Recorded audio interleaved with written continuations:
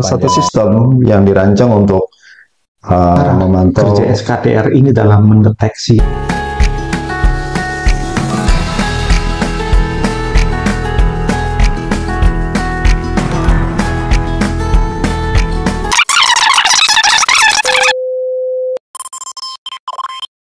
kemunculan pandemi COVID-19 yang mengguncang dunia, ancaman penyakit zoonosis seperti Ebola dan Monkeypox di berbagai negara, dan baru-baru ini penyakit yang disebabkan oleh human metapneumovirus telah menunjukkan betapa penyakit menular ini dapat menyebar di era globalisasi yang saling terhubung.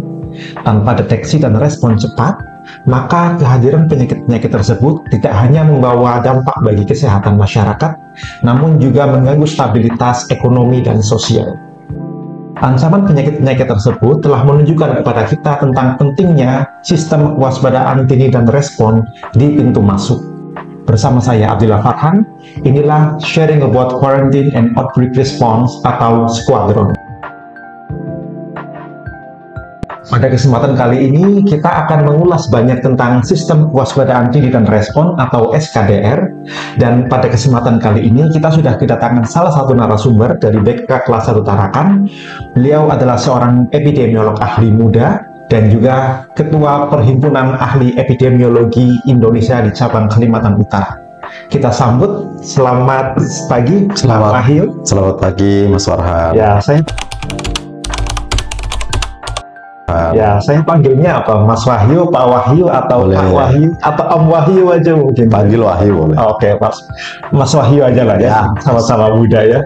Nah, Mas Wahyu, kita kan lagi ngomong tentang SKDR nih, karena kita tahu selama ini banyak sekali penyakit-penyakit baru yang muncul atau yang muncul kembali, sehingga kita ingin mengulas tentang sistem kewaspadaan dini dan respon. Nah, menurut pandangan Mas Wahyu ini, SKDR ini apa sih dan apa tujuannya ada SKDR sebenarnya? Baik, Mas Farhan.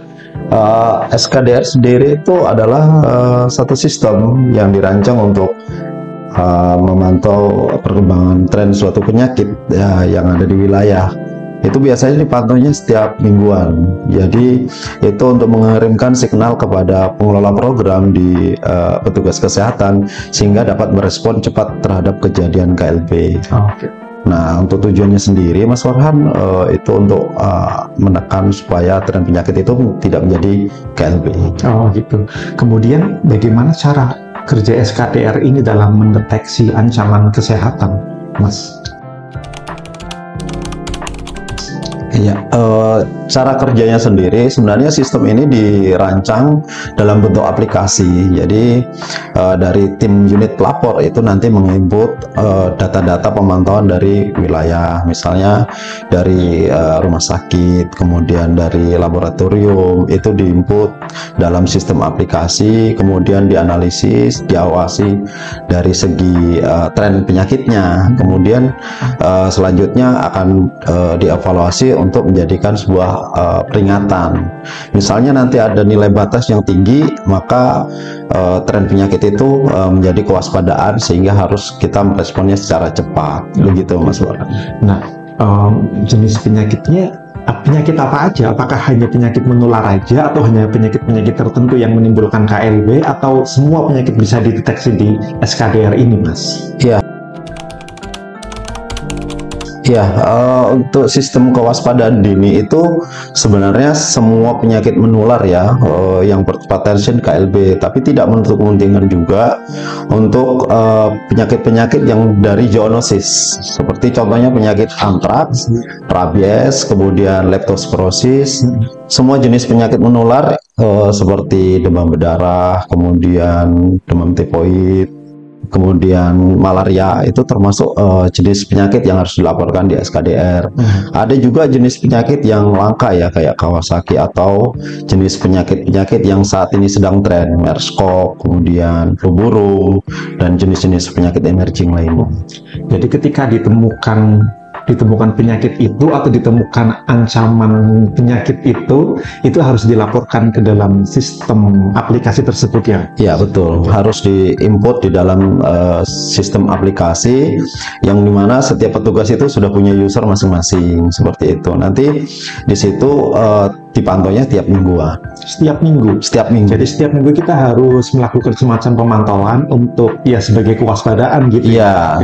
Karena masa inkubasi suatu penyakit itu dihitung dari peningkatan 2 kali masa inkubasi, yaitu 7 kali 2, jadi 14.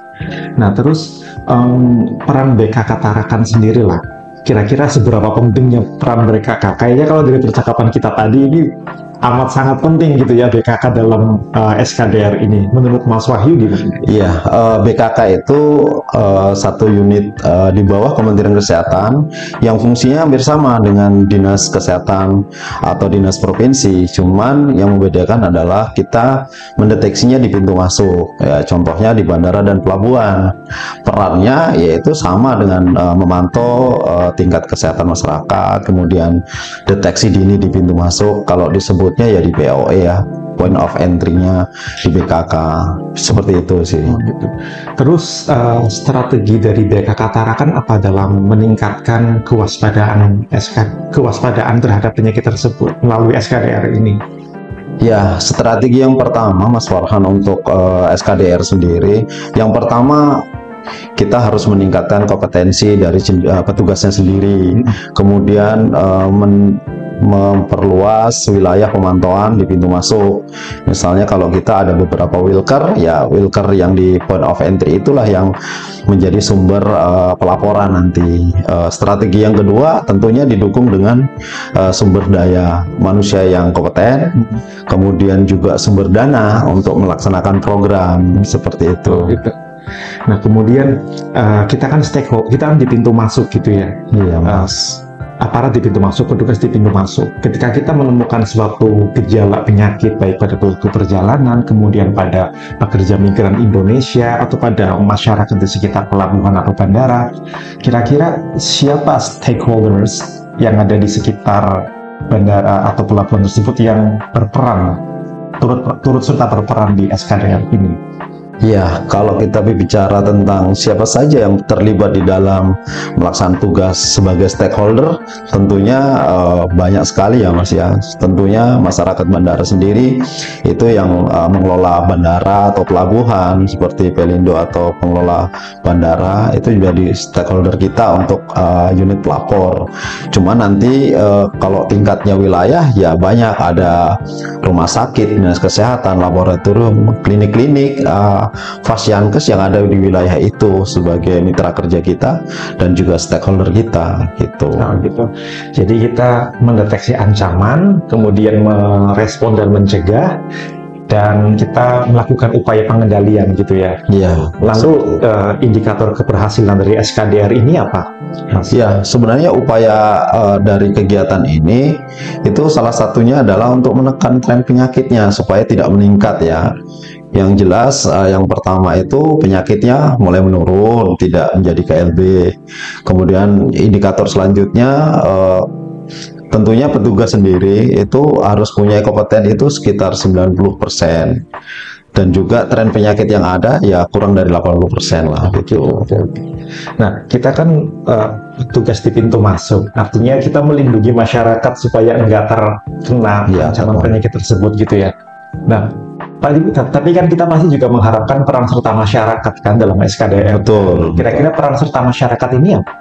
Iya, kita bagian dari masyarakat juga, walaupun kita bekerja sebagai petugas. Ketika kita kembali ke rumah, kita adalah masyarakat. Jadi peran masyarakat sendiri yang tentunya ya kita harus mampu mengedukasi, kemudian dia juga memberikan satu unit sebagai unit pelapor juga di tingkat puskesmas, mungkin di tingkat RT RW misalnya, atau organisasi masyarakat yang peduli terhadap kesehatan, itu juga bisa menjadi salah satu peran dari masyarakat untuk membantu kita dalam mengentaskan tidak terjadinya KLB di satu wilayah. Jadi peran mereka akan lebih banyak dalam hal pelaporan gitu ya, mereka melaporkan seandainya ada ancaman di tengah masyarakat gitu ya. Nah kemudian ini saya juga ingin nanya lagi tentang bagaimana sih cara kita bisa meningkatkan meningkatkan peran serta masyarakat supaya ketika ada ancaman di masyarakat mereka bisa melapor ke kita juga gitu. Jadi kalau bagaimana cara meningkatkan masyarakat untuk melaporkan itu, ya sebenarnya banyak sih tempat-tempat melapor ya. Jadi bisa melapor ke Puskesmas, bisa juga melalui web Kemenkes juga bisa kita sebagai petugas. Kalau kita sebagai masyarakat kita bisa langsung melapor pada Vaskes yang terdekat seperti itu. Gitu. Baik Mas Wahyu, terima kasih banyak atas waktu dan kesempatannya sudah hadir di podcast kami. Kami sangat senang Mas Wahyu sudah berbagi informasi kepada kami melalui podcast ini. Semoga kita bisa bersama-sama meningkatkan kewaspadaan terhadap KLB di pintu masuk yang menjadi area kerja kita gitu ya. Terima kasih Mas Farhan sudah diundang di acaranya Mas Farhan. Iya, kami sangat senang gitu ya. Terima kasih. Ya. Sistem kewaspadaan dini KLB menjadi kunci bagi kita untuk mendeteksi ancaman penyakit, mengidentifikasi pola penyebaran, dan informasinya bisa kita gunakan untuk memobilisasi langkah mitigasi yang bisa kita lakukan.